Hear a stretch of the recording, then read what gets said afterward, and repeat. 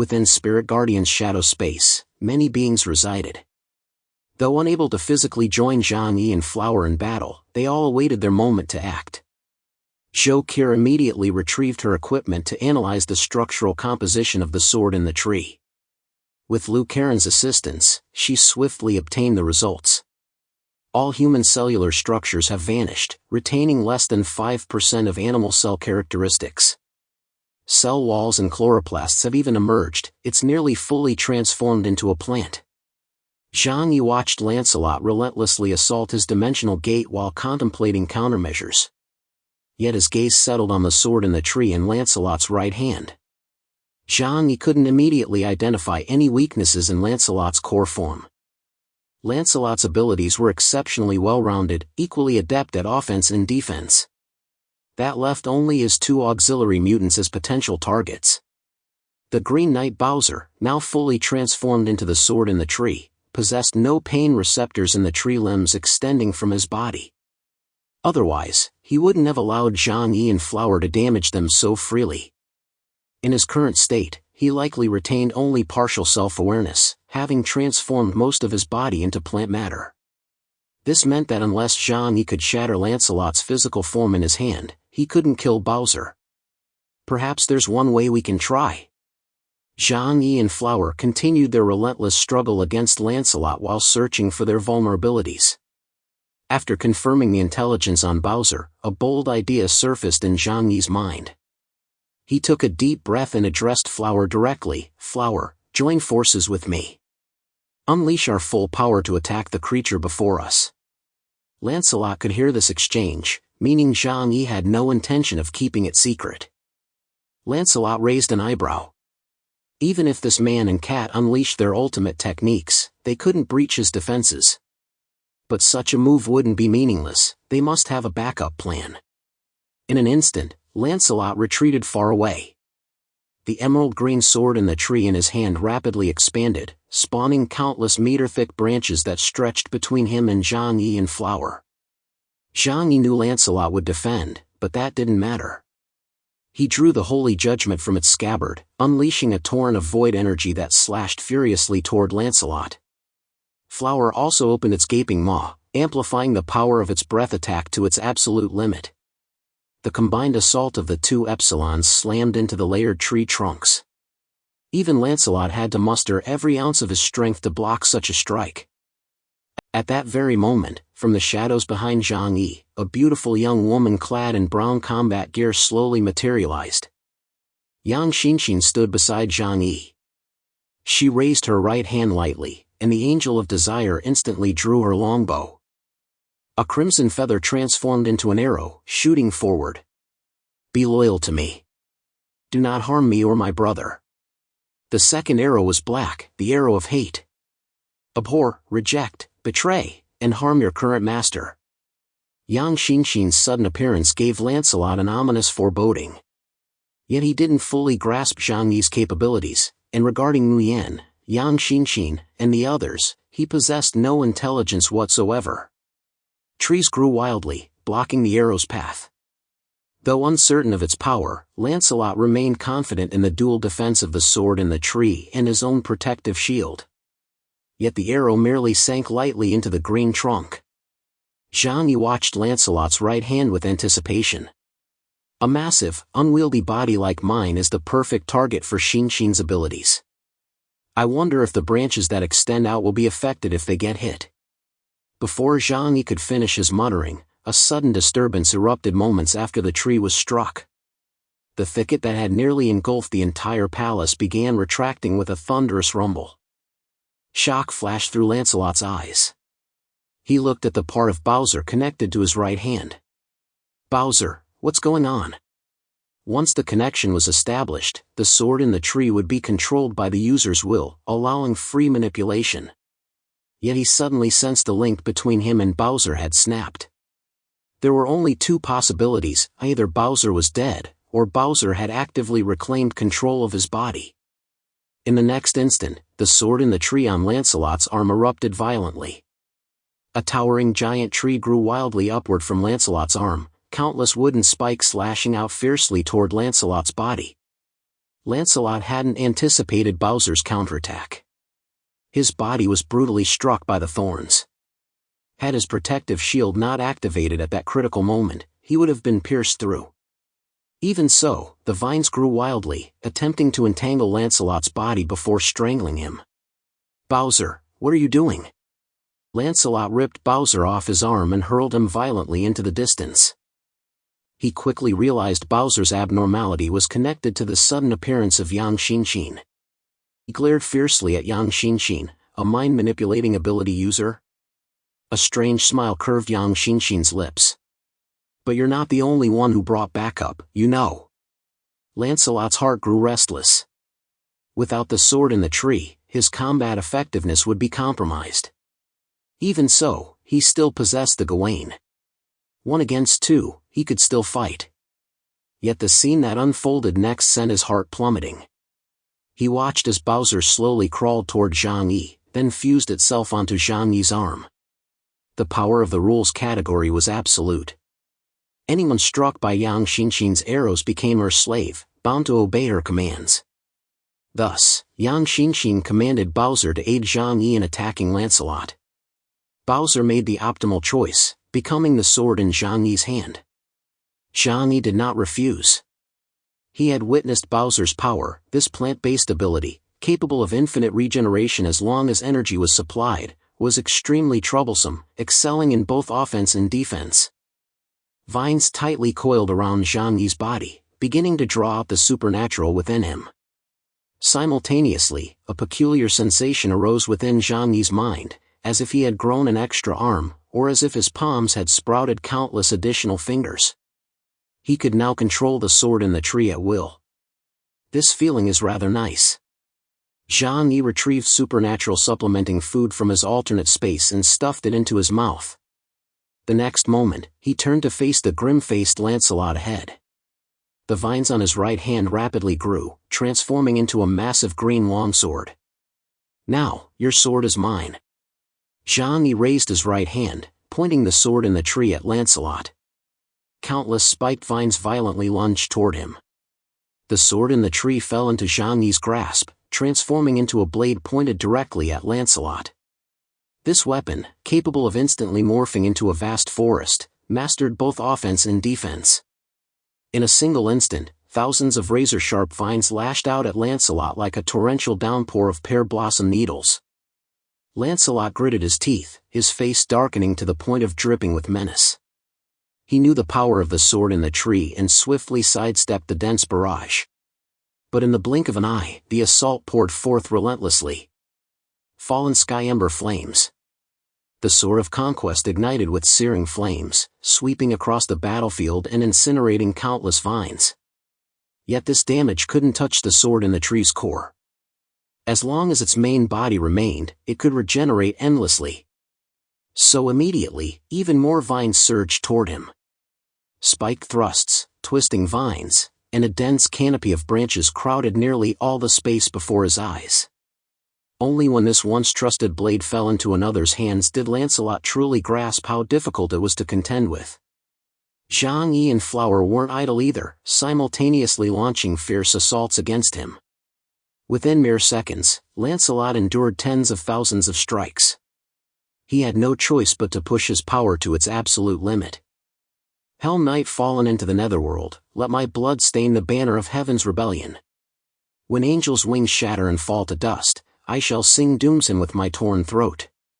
Lancelot chanted the Knight's Hymn of Hell, greatly amplifying his power to withstand Jang Yi and Flower's combined assault. Yet there was no way to destroy the sword in the tree. Now, even approaching Jang Yi's true form had become exceedingly difficult. Jang Yi, having obtained the sword in the tree, moved with effortless ease. His face lit with excitement as he commanded the blade to attack. This plant weapon, controllable by mere thought alone, was simply perfect. "Lancelot, surrender. I can spare your life, but you must apologize properly and hand over that notebook," Jang Yi declared. Though he now held absolute dominance, killing Lancelot would exact a tremendous cost. This was not the time to risk everything. Hearing this, Lancelot gritted his teeth in fury. He swung his massive sword, engulfed in raging black flames, sweeping it across the sky. Within hundreds of meters, every vine turned to ash. He realized continuing the fight offered him no chance of victory. Without the sword in the tree, he couldn't possibly defeat both Jang Yi and Flower alone. "I'll give you the notebook. But you must return Bowser to me," Lancelot declared. Jang Yi's lips curved into a faint smile at these words. He gazed at the sword in the tree in his hand. The weapon proved remarkably effective. He had no intention of returning it to Lancelot. Why give back something once it was in his grasp? However, Bowser was not merely a weapon. He was a member of the Knights of the Round Table, a living, breathing person. Therefore, Jang Yi stated, "I can return him, but only after we leave Nash Kingdom." Lancelot's gaze darkened. "He is my sworn brother, my dearest kin. If you dare lay a finger on him, the Knights of the Round Table will pursue you to the bitter end." Jang Yi's lips twitched. Scary as hell, absolutely terrifying. Yet he could also sense how profoundly significant Bowser was to Lancelot. Such a mutant capable of transforming into a formidable weapon was truly rare in this world. "Rest assured, my control over him is limited. Your brother won't willingly submit to me. But for now, I must keep him here as a hostage. Do you understand?" Jang Yi's gaze grew impatient. "If you refuse, we'll fight to the death right here. I'm informing you, did you really think I was negotiating?" This statement made Lancelot's face turn deathly pale. Continuing the fight would only put him at a disadvantage. He might even die by Jang Yi's hand. Lancelot gritted his teeth, fixing Jang Yi with a steely stare. "Fine. We'll call a truce for now. But remember, don't you dare lay a finger on Bowser." Yang Xinxin's ability to control people had a strict time limit. Once that time expired, Bowser would naturally regain his senses. But within that window, there was still plenty of room to maneuver. Jang Yi sneered inwardly. "Ah, understood." Jang Yi replied indifferently. He mentally commanded the sword in the tree, reeling in all its vines. Yet the blade remained coiled around his arm, ready for use at any moment. Lancelot's heart ached with frustration. "I'll go fetch your notes." He stormed out of the palace, his words dripping with resentment. Jang Yi wasn't worried about him escaping. With Bowser in his grasp, Lancelot wouldn't dare play any tricks. He turned his attention to discussing matters with Yang Xinxin. "Xinxin, I really like this sword. What should we do?" The sword in the tree possessed such exceptional properties that Jang Yi couldn't bear to part with it. Yet it was a living, breathing person. Such an individual would be difficult to truly bring under his command. Even if he managed to recruit him, Jang Yi wouldn't feel entirely secure. If he turned against them during battle, he could end up like Lancelot, nearly stabbed to death. Yang Xinxin lowered her eyelids. "That's easy. Just turn him into a tool completely devoid of self-will. Preserve his life, erase his personal will, and turn him into an empty shell. I mean, turning him into a brain-dead vegetative state, that's not difficult at all." Yang Xinxin casually described something utterly terrifying. "Is that even possible?" Jang Yi asked curiously. Shou Kir provided the answer to Jang Yi. "It can be done using drugs." Jang Yi nodded. "Very good. Very good." Lancelot obediently handed over the sage's notes. Upon learning of Bowser's capture, the members of the Knights of the Round Table glared at Jang Yi and his group with even greater resentment. Yet they couldn't deny the overwhelming strength of Jang Yi's team, a force even they couldn't confidently defeat. Especially with the spatial pocket Jang Yi carried. No one knew how many extraordinary mutants with special abilities he had brought along. "Don't forget your promise. Once we leave here, you must return Bowser." Lancelot glared intently at Jang Yi. Jang Yi shrugged his shoulders. "Rest assured. But you'd better prepare a hefty ransom. Next, we should go find Gao Changkong." His gaze pierced through the layers of palaces, looking into the distance. If I'm not mistaken, that guy anticipated everything that would happen at this moment. He's already one step ahead of us. Gao Changkong's ability, reincarnation theory, allowed him to predict future events with considerable accuracy. Though it lacked the precision of Jang Yi's temporal powers, it rarely erred in the broad direction of events. Using this ability, he could simulate countless scenarios in his mind to find the path leading to the gates of the Divine Spirit Temple. Jang Yi and Lancelot decided to split up and continue searching for the true exit. If their guess was correct, the only path leading to the highest level of the Divine Spirit Temple was the door behind Babu. Though Lancelot was displeased that Jang Yi had taken Bowser away, he could only set that matter aside for now. Thus, the two parted ways, each choosing a direction to explore further in search of an escape route. 10 minutes earlier, Gao Changkong, accompanied by Gu Man and Chen Xiaoxing, stood once more at the entrance of the Divine Spirit Temple. General Babu, his imposing frame seated in a chair, let out a startled gasp upon seeing the trio. "Huh? Found the exit so quickly?" This was highly unusual. The location of the Divine Spirit Temple might be imperceptible to ordinary people, but it was actually controlled by General Babu, shifting its position periodically. Even the three-eyed clan would get lost if they strayed into it. Humans, whose bodies were far smaller than the three-eyed clan, would find it even harder to navigate while trapped inside. Yet these individuals before him had reappeared before General Babu in just over 10 minutes. It was as if they had barely been constrained by his void exile at all. It seems one among you possesses a special ability that helped guide you to the correct path. General Babu remarked indifferently. Gao Changkong couldn't follow General Babu's train of thought, but seeing Babu still seated upright in his chair, he sighed helplessly. Looks like they won't be able to get through anytime soon. He lifted his head, his gaze suddenly sharpening to a piercing intensity. But I must get through quickly. The reincarnation theory revealed a glimpse of the future. If he couldn't swiftly deal with Babu before him and reach the higher-ups of the Divine Spirit Temple, they would soon face immense peril. They might all die here. Yet if he succeeded, he would seize a tremendous opportunity. Prepare for battle. Gao Changkong swept his robes, and the heavenly dancing treasure wheel slowly materialized behind him. The colossal wheel was composed of shattered rune stones, each rune shimmering like a star, radiating golden light. Sun will seal. A golden holy sword appeared in Gao Changkong's right hand. Akala seal. Golden armor covered his entire body, making him appear like a divine being. Gu Man and Chen Xiaoxing silently stepped back several paces, positioning themselves to his left and right rear. General Babu, observing this, finally rose slowly from his throne. He grasped the massive battle-axe beside the throne. Shrouded in heavy armor, his features remained entirely obscured. Only through the slits of his horned helmet could one glimpse a pair of eyes radiating overwhelming authority. Language barriers rendered words unnecessary. Gao Changkong, golden sacred sword in hand, crouched low and charged toward Babu like a bolt of lightning.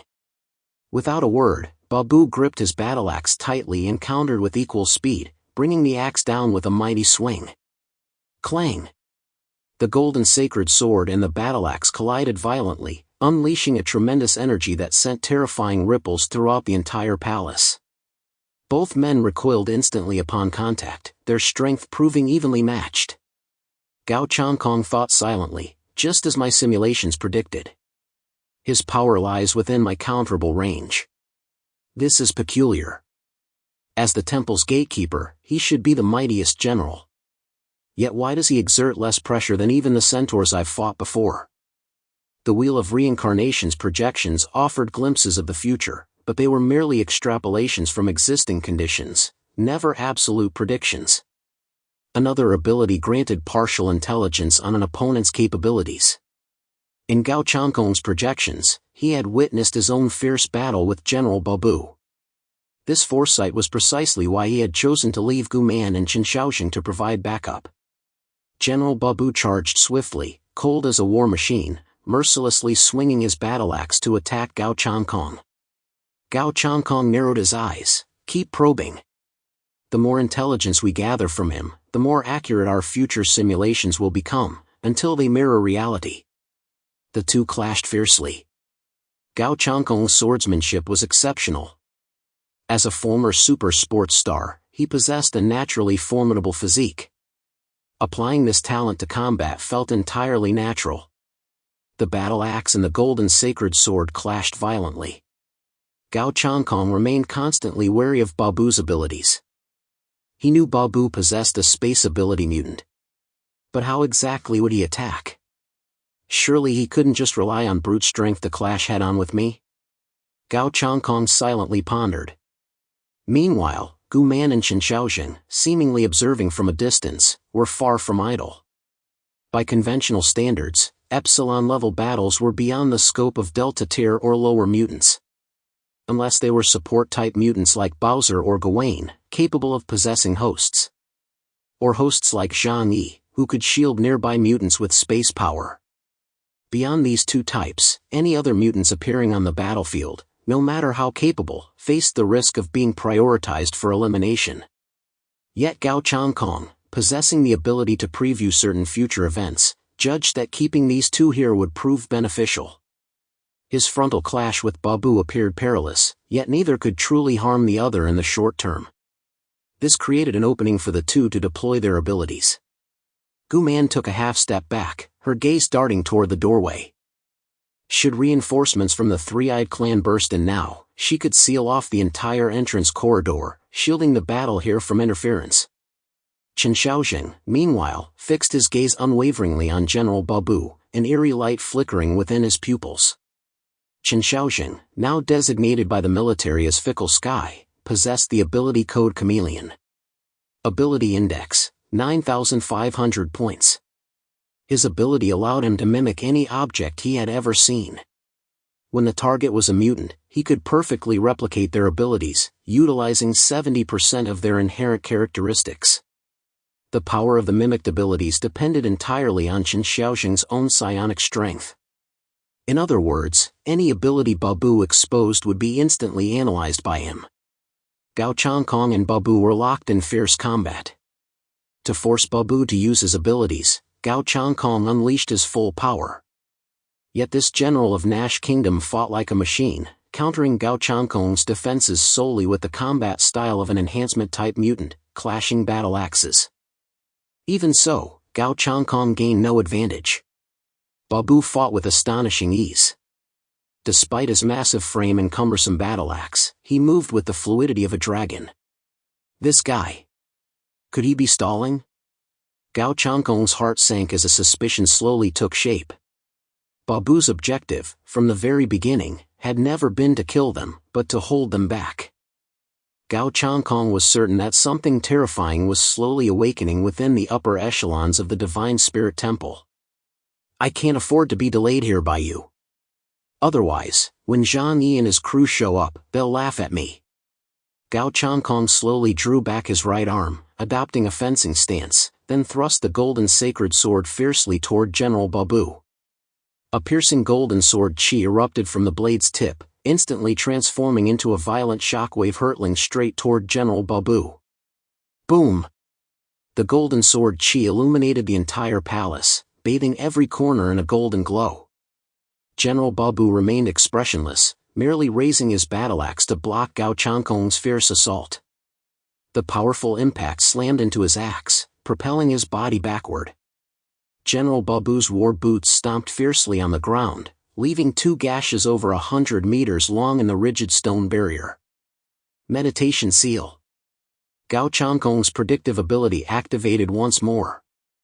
The longer he fought, the more accurately he could foresee the future. He could even precisely anticipate his opponent's attack patterns. Of course, continuously using this ability took a significant toll on him. But right now, he had to break through the enemy before him as quickly as possible. Swish! Gao Changkong transformed into a golden lightning bolt, closing the distance before General Babu could steady himself. His sword thrust viciously toward the enemy's chest. Beneath his mask, Babu's gaze remained unwavering.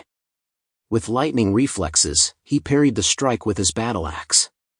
Clang! Clang!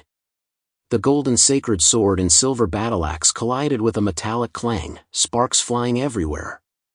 The sheer force of their clash alone unleashed shockwaves that obliterated everything within the palace. Even Gu Man and Chen Xiaojing, hundreds of meters away, were forced to retreat another 1,000 meters, nearly exiting the hall entirely.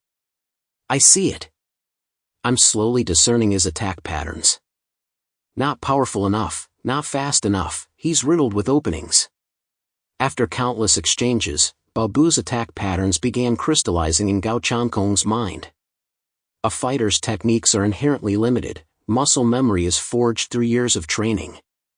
Therefore, as long as Gao Changkong observed enough, his mind would naturally generate predictions for his opponent's moves.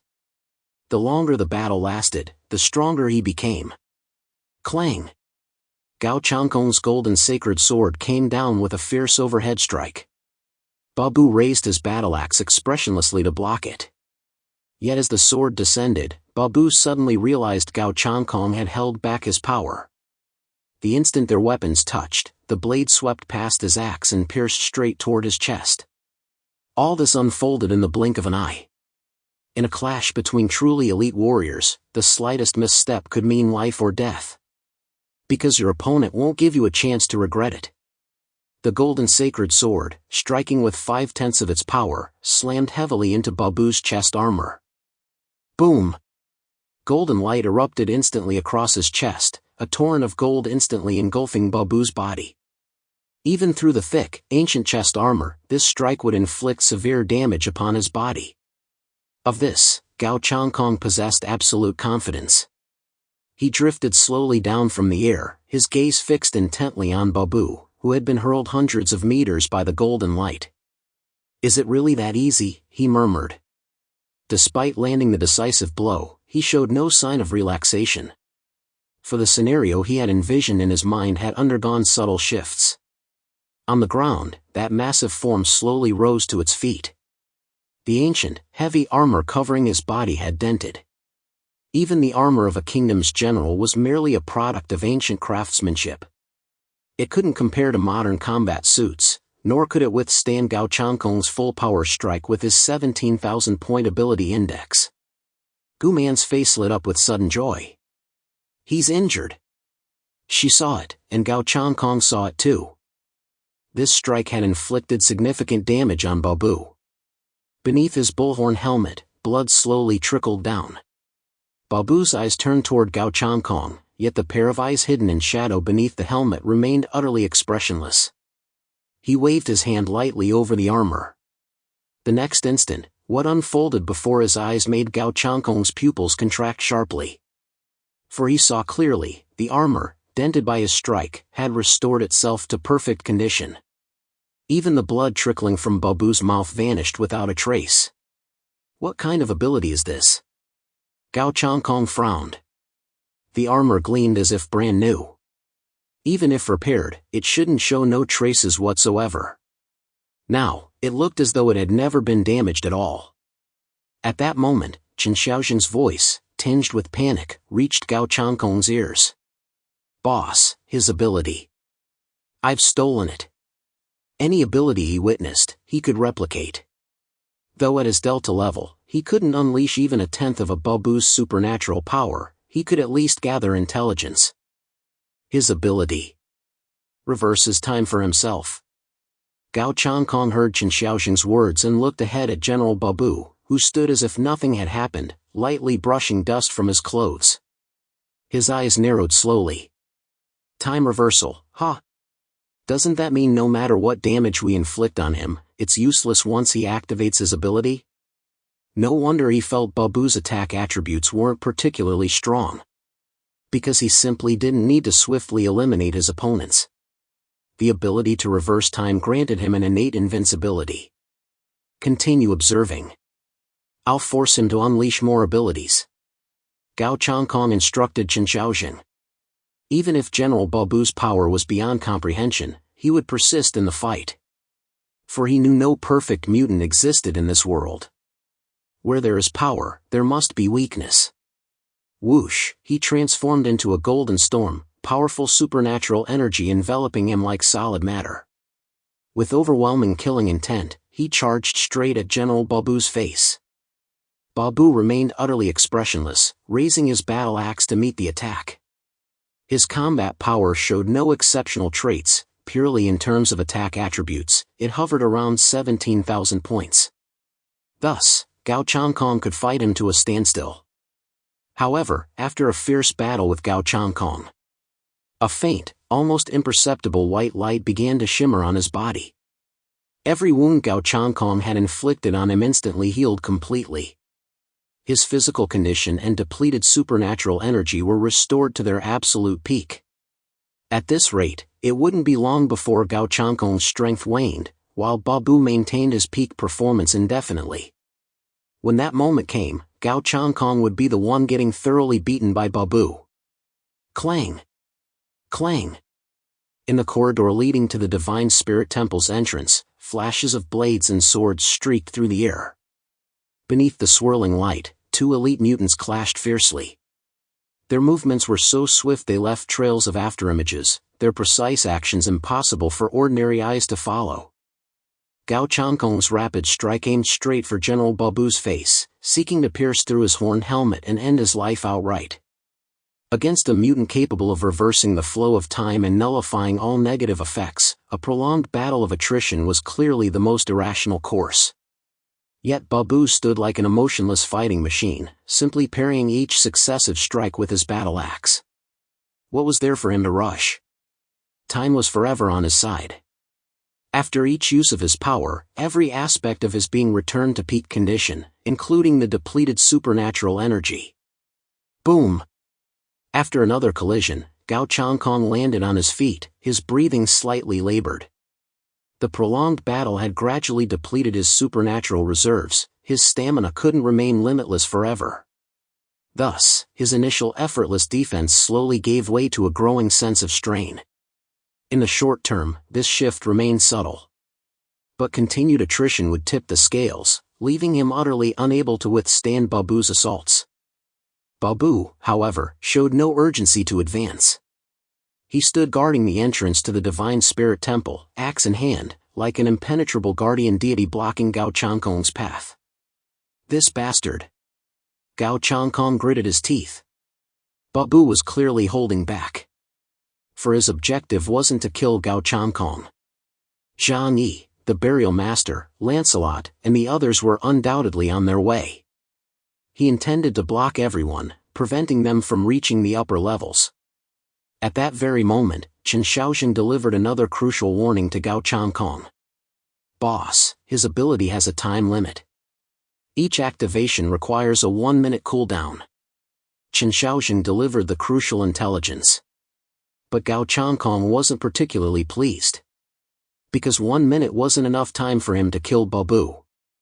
Even if he left him barely breathing, the moment Babu activated his ability, he'd instantly be fully healed. Besides that, are there any other negative effects to using the ability? Gao Changkong inquired.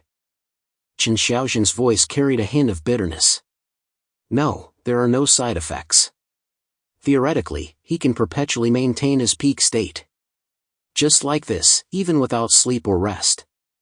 Because his ability completely reverses time within his own sphere. Gao Changkong stared intently at the rock-like figure before him. Now he finally understood why this giant had become the gatekeeper of the Divine Spirit Temple. His ability wasn't for offense, but for defense. Virtually no one could kill him within a minute. If he couldn't be killed, how could anyone breach his defenses and advance to the higher levels? Just as Gao Changkong was pondering this headache, Babu's eyes suddenly shifted. This was the first time he had shifted his gaze. His focus wasn't on Gao Changkong, but on Chen Shaoxing, hundreds of meters behind him. The next instant, he raised the battle axe in his hand.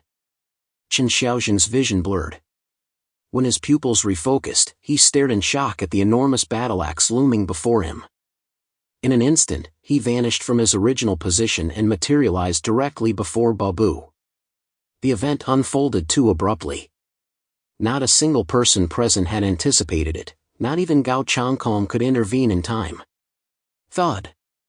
The battle axe cleaved straight down through Chen Shaoxing's skull. Blood spattered as he was instantly cleaved in two. Gao Changkong's heart sank. Only then did he realize the future he had calculated had shifted. Because his opponent wasn't just a time manipulator, he also possessed spatial abilities. Like Jang Yi, he was a dual attribute ability user, mastering both time and space. Thus, the outcome Gao had calculated, where Chen Shaoxing and Gu Man survived, had been distorted. Babu killed Chen Shaoxing because he keenly sensed that this man could seemingly analyze his own abilities and relay them to Gao Changkong. Therefore, under the temporary inability to kill Gao Changkong, eliminating his support was undoubtedly the optimal choice. Without hesitation, Gao Changkong immediately shouted to Gu Man, "Get out of here." But Babu didn't attack Gu Man. Instead, he raised his battle axe and swung it toward Gao Changkong. Gao Changkong raised the golden sacred sword, once again locking horns with Babu. Having witnessed Chen Shaoxing's death, Gu Man initially intended to retreat. Yet after a moment's thought, she halted her escape, her legs planting firmly in place. For her eyes had caught sight of something on the ground. Where Chen Shaoxing had vanished moments before, a fragment of armor now lay scattered, a piece torn from the bronze statues lining the corridor. If he could kill Chen Shaoxing, he could kill me the same way. At the very least, he could capture me to threaten Changkong. But he didn't do that. That means his ability has limitations. From what we can see now, first, he must use an object to perform spatial displacement. He can't simply shift the target's location. Second, this ability can't be used infinitely. There's likely a time constraint. Gu Man clenched her fists, fighting to overcome the fear rising within her. She knew this was an extremely risky move. But now that Chen Shaoxing was dead and she was the only one left, she had to help Gao Changkong uncover the true nature of General Babu's power. So, disregarding Gao Changkong's orders, she remained where she stood, her eyes fixed intently on Babu. Babu, too, turned his gaze toward her. Clang! The battle axe and golden greatsword collided violently, sparks flying across the palace. They struck walls and beams, producing a continuous series of sharp clangs. In the instant their paths crossed, Babu activated his ability. The next moment, Gu Man vanished from her spot and materialized before him. Just as his battle axe was about to strike down, the prepared Gu Man extended her pale palm toward his massive frame. Private prison. A colossal, translucent black cube materialized in the void, trapping General Babu in place. General Babu's body froze for an instant, delaying the axe's descent by half a beat. Crack! The battle axe struck the barrier, instantly cracking it like a spiderweb. Yet under Epsilon's blow, it didn't shatter immediately. Gu Man, deputy captain of the Garuda tribe, military codename Parting Sky. Her ability was Eternal Barrier, a projectile-type ability user. She could release a barrier formed from her psychic energy to trap opponents.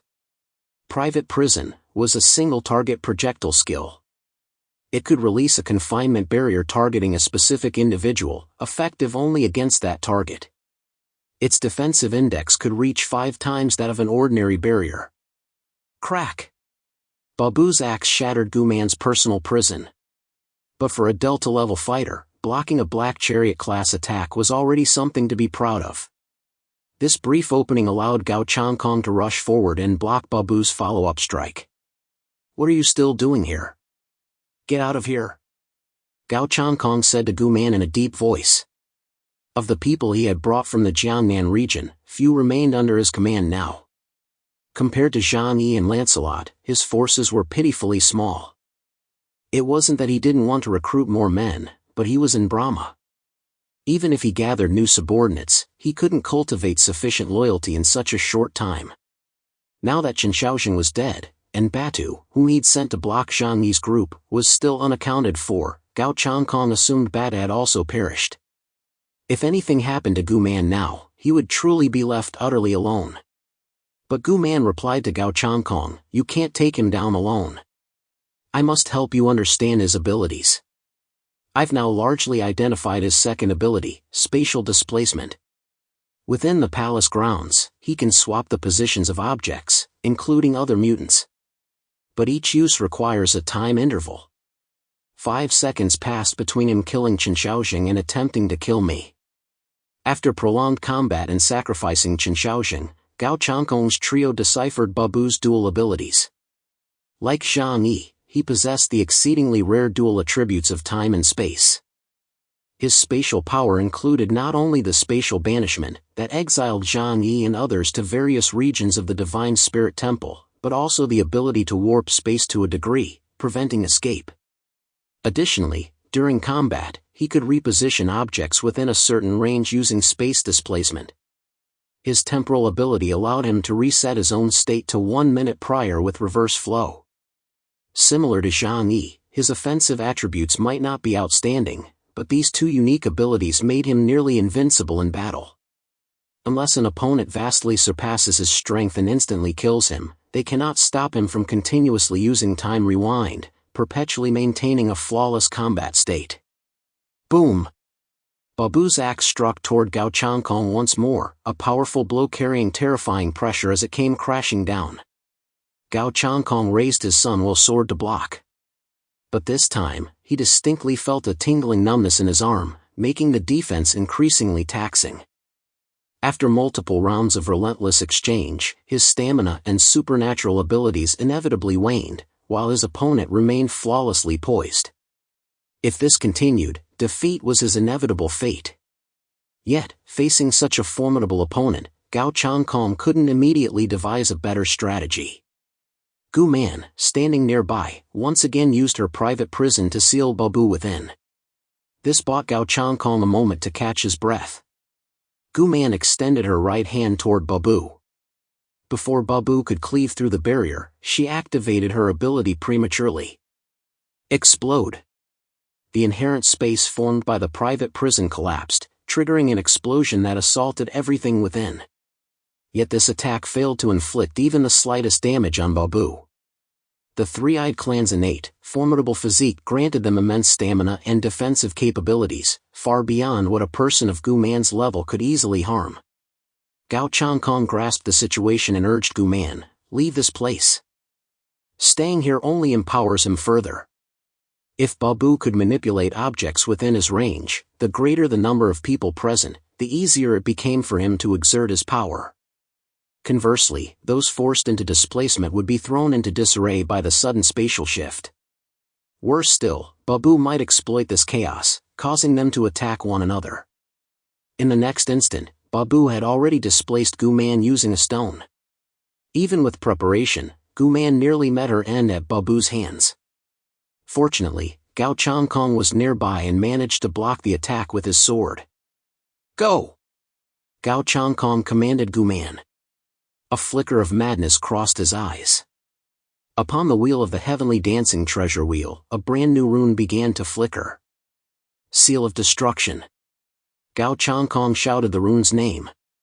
His year-long stay in Brahma hadn't been without reward. He had once journeyed to an ancient Brahmanic sanctuary in Brahma, undertaking a trial known as the Test of the Trimurti Gods, thereby gaining newfound power. The Trimurti of Brahman referred to Brahma, the creator, Vishnu, the preserver, and Shiva, the destroyer.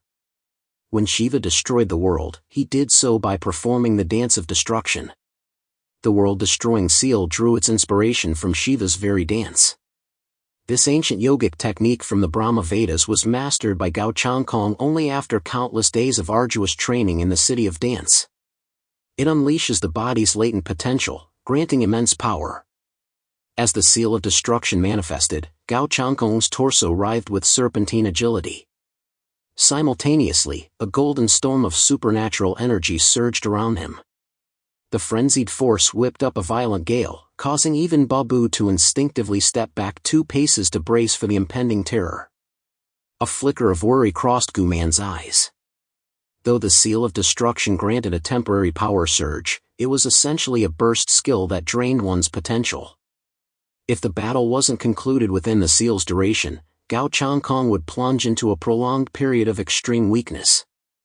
Therefore, he would never use this seal unless facing an exceptionally formidable opponent. Yet now, against an adversary of Babu's caliber, Gao Changkong had no better option. Gu Man gritted her teeth and swiftly fled the hall to avoid burdening Gao Changkong. After she left the temple, a deafening roar erupted behind her. golden light blazed like the sun as Gao Changkong and Babu clashed fiercely once more.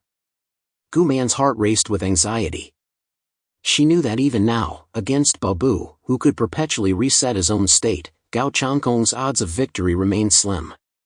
For now, her only option was to seek out other exiled humans, the Epsilons, to come aid Gao Changkong. Before she had run far, a figure appeared in the distant corridor, advancing at a measured pace. The moment she saw that person, hope flared in Gu Man's eyes. Jang Yi. It was none other than Jang Yi, who had found an escape route from the labyrinth. Though Babu's abilities were formidable, he couldn't simultaneously monitor multiple locations. His battle with Gao Changkong prevented him from continuing to use the Void Exile ability to trap Jang Yi and the others. This allowed Jang Yi to find his way out and reach the temple's entrance. Gu Man rushed over to Jang Yi as if he were a savior. "Jang Yi, it's so good to see you." Jang Yi had no idea what good she was referring to, since he and Gu Man weren't exactly close. Usually, when someone you barely know tells you something is good, it's 80% likely they're trying to trick you. What exactly is good? Jang Yi sensed the fighting aura of two Epsilon combatants. After a moment's thought, he guessed they were Gao Changkong and the Temple Guardian. Gu Man took a deep breath and explained the current situation to Jang Yi. Naturally, she held nothing back, including revealing Babu's abilities. After all, their shared objective in coming here was Nash Kingdom's treasure. Everyone coveted a place among the Divine Spirit Temple's elite. Upon hearing Gu Man's words, Jang Yi recognized the situation's complexity. A dual-element temporal spatial ability user, huh? This marked the first time Jang Yi had encountered an ability user sharing his own elemental affinity. He knew full well how troublesome such an opponent could be, especially one capable of resetting their own time by 1 minute. Jang Yi was also a defensive-oriented mutant. He couldn't kill a Black Chariot-level Epsilon within a minute. But Gu Man was right. If they couldn't deal with that Guardian, they wouldn't be able to enter the upper levels of the Divine Spirit Temple. "I understand." After speaking, Jang Yi crossed his arms and leaned against a pillar, showing no intention of entering the temple to assist. Gu Man grew impatient. "Jang Yi, what are you waiting for?" "Someone." Jang Yi replied indifferently. Meeting Gu Man's puzzled gaze, he explained, "Didn't Gao Changkong tell you? When facing that guy, more people aren't necessarily better. Even if I joined in, the two of us could gain a temporary advantage. But if we can't kill the Guardian within the 1-minute limit, it's meaningless." Gu Man furrowed her brow slightly. "Then what do you plan to do?" Jang Yi smiled faintly. "Waiting for someone." The person he awaited arrived shortly thereafter.